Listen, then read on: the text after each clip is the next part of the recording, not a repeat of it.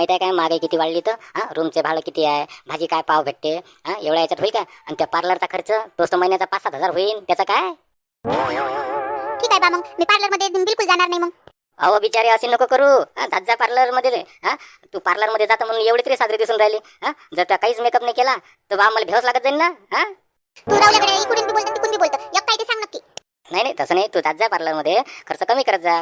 थोडंसं काही असं एवढं करत जा मेकअप की बा निदान माणसाला तुझ्याकडे पात्री वाटलं पाहिजे. हे बाय, असा बोलतो तू उरफाट्या तुत्राचा. अव मी मजा घेऊन राहिला ना तू ये. जाऊ दे, लग्न करता काय सांग मग. अव पूजे, पण मला सांग ही योजना कटलो काय?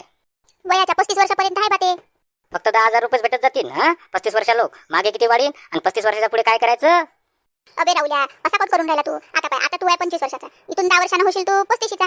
मग 10 वर्षामध्ये दुसरं सरकार नेईन काय? मग ते सरकार होऊ शकते असंही करण का बा, ज्येष्ठ नागरिकाची वयोमर्यादाच कमी करून टाकन, 35चीच करून टाकन. मग आपल्याला तो पगार चालू होऊन जाईल काय?